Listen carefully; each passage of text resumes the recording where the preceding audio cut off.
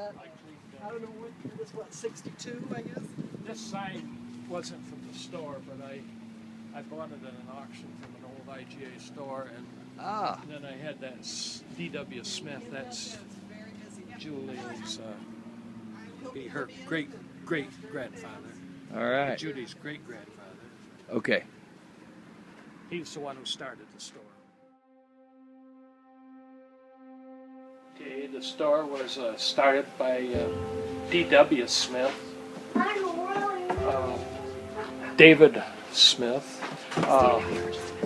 He started it in 1890 across the street, across from the street from where the big store is now.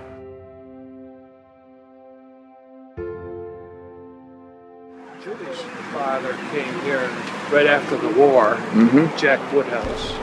He came right after the war of 1945, and Jack was here until 1969.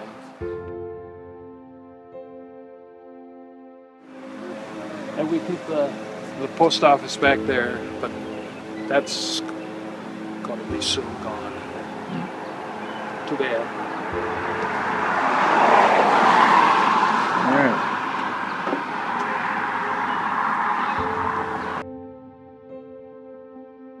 This is something else. Boy, this is amazing. Jesse, that's the kind of BB gun we used to have when we were kids. Yeah.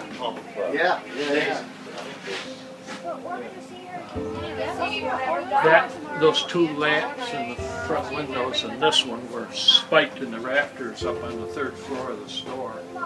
And they were all covered with pitch, and of course there were windows out over the years, window glass and pitch and glare. I had them all cleaned up. This was the old brass cash register on the dry goods side of the store. When Judy and I came in '62, half the store was dry goods, shoes, boots, clothing, sewing needs, the other side was grocery. But then they built that mall in Ithaca, and sales went right off, so we remodeled and went all grocery, meat, and produce.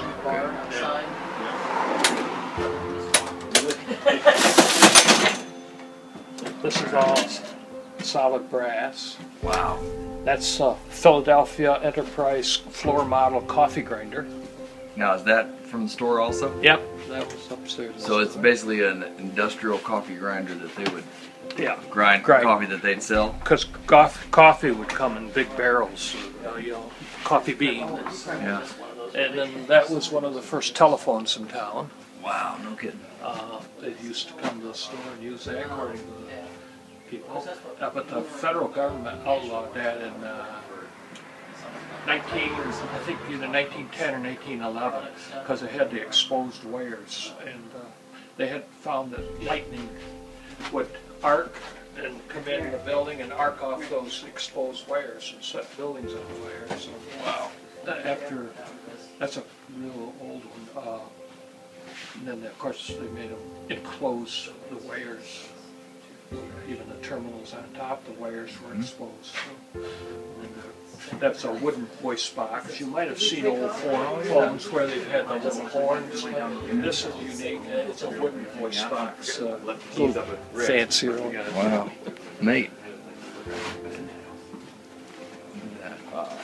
Was this in the store? That was over in the dry goods. Was it really? On Catherine's side. That was Catherine's? Yeah, over on Catherine's side.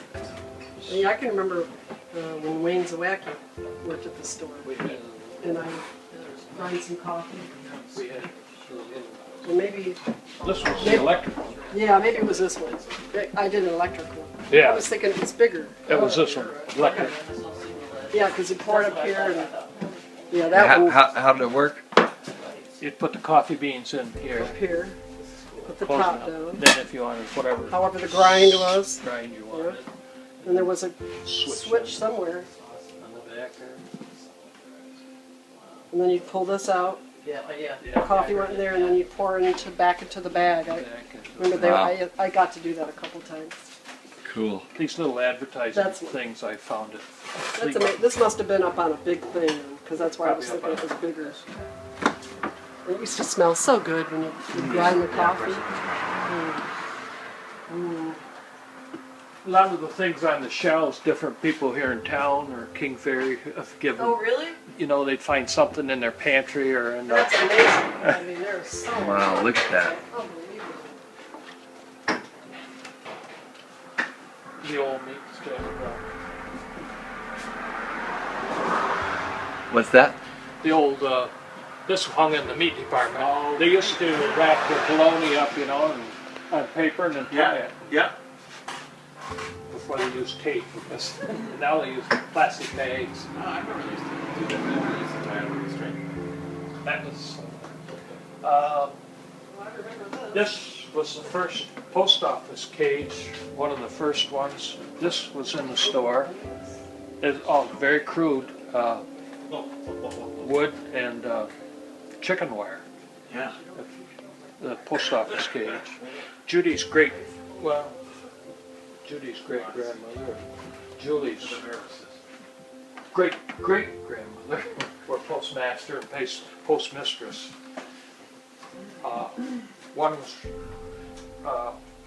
One was registered Republican, the other was Democrat, so they never lost the position. Whoever was in power at the time, Calvin Coolidge and Warren Harding. I've got those. Oh yeah.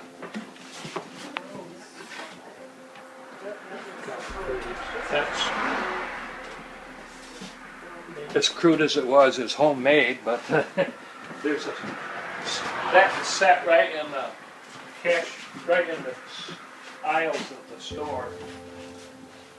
But there's a cash drawer back here, and you could go to rig it.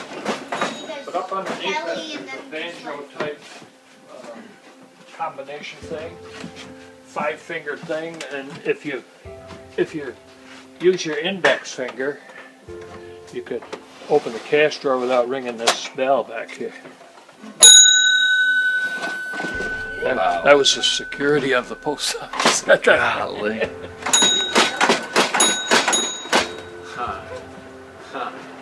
Wow. Who made the bell noise? Yeah, you want to see this? This is an old post office right here. Cool. Yeah. And it was inside your great-great-great-grandfather's store. About 3 times or 4 times. Yeah. The bell noise? Where's the bell noise? Makes difference. And yeah, your great, what now? Let's see, how many greats is it, She was Grandma? my great-grandmother. So it'd be great-great-great-grandmother was the postmistress. Postmistress. And that means she was in charge of the post office for this town.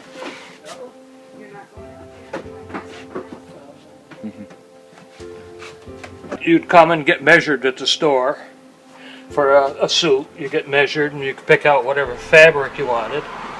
And then they would send it to either New York City, Chicago, or Montreal for the tailoring company. They'd make the suit and then ship it back. And I think this is I got 12 volumes of this, different years. And I think the suit sold for some $16 to $18. Wow. Well, there was a week's wages back then. So, I guess. My dad's first paycheck was $9 a week. Yeah. $9. Wow. Of course, mine was only $65. I think mine. But I don't know if it's that much better. My dad used to make 100 a week, I think, as I recall. Is that right? 5 100 a kids. week? 100 a week. Golly. Of course, that's Now when was that's that? 1,000 a week now. Oh, I don't know. 50 years ago.